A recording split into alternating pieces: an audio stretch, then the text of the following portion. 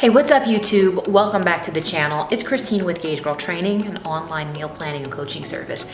Today's video, we are going to answer the question, is coffee bad for a woman's hormones? So let's get started.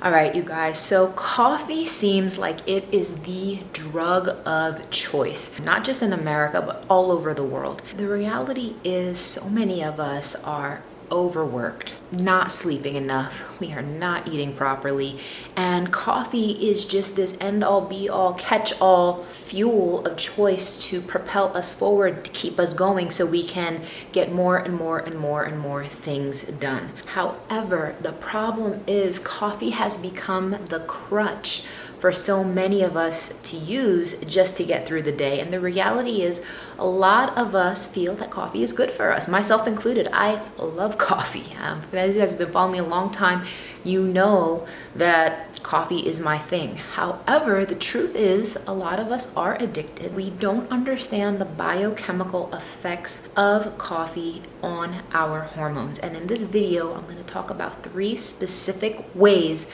coffee impacts the female hormones. So the first way coffee can impact your hormones is caffeine causes cyst formation in the breasts and ovaries. So what does that mean exactly? So according to a publication from the American Association of Cancer Research, caffeine can increase the development of benign breast tissue. Now, does this mean coffee is going to give you cancer? No, but coffee can form cysts. And this is scientifically proven in the journals, in the studies. And it turns out for those women with PCOS, endometriosis, ovarian cysts, and fibrocystic breasts, what this means for you is that caffeine is a guaranteed way to create even more cysts. I repeat, caffeine is a way to create even more cysts. Now, for everyone else who just has a hormonal sensitivity, you may not necessarily have PCOS, endometriosis, fibrocystic breast. It may not necessarily cause cysts, but it will disrupt your endocrine system. So what does this mean? It means that caffeine is scientifically proven to form cysts under these circumstances. So is that bad for your hormones? The answer is yes. I'm gonna dig a little bit deeper and go in depth so you guys can understand a few other ways caffeine impacts the female hormones. Now, the next thing you wanna take into consideration, which is number 2, caffeine will impact people differently because it's going to come down to the genetics of the enzymes that you have in your body required to break caffeine down. So there is a very specific enzyme.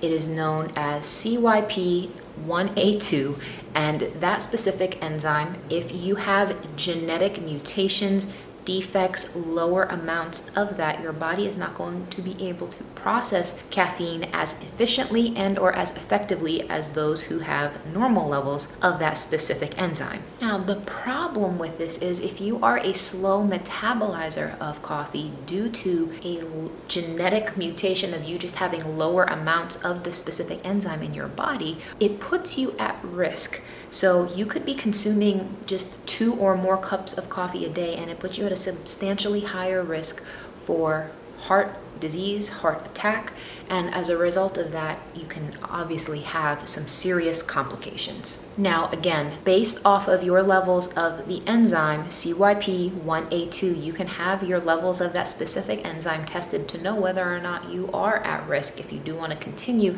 to carry out the inclusion of caffeine in your day. But with heart disease being a #1 killer among women, it is something that is best avoided. So the last item which we are going to discuss specifically is infertility. And I have bad news for my ladies who are trying to conceive and are struggling. And the reality is caffeine is directly related to infertility. So according to a study done by the Institute of Child Health and Human Development, it has been found that consuming 3 cups of coffee per day or more has increased miscarriage rates by a whopping 74%. I repeat, 74%. And this is not just for women, this also goes for males who are participating in, IVF. Caffeine is associated with suboptimal or suppressed fertility, therefore difficulties conceiving. So this is going to have a drastic impact on your hormones, and it is considered an impairment to fertility alongside of alcohol and smoking. So coffee disrupts ovulation by increasing cortisol levels and stressing the adrenals even further.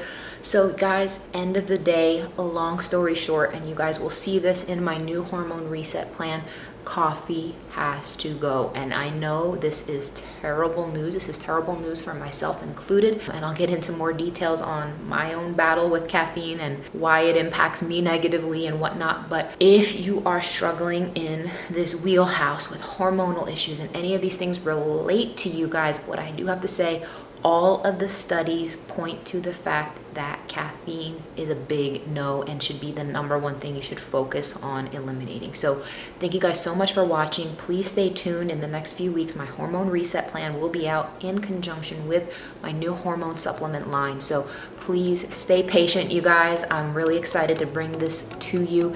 And please comment below your experience with caffeine, and I would love to hear more. So take care, you guys, and I'll see you in the next one.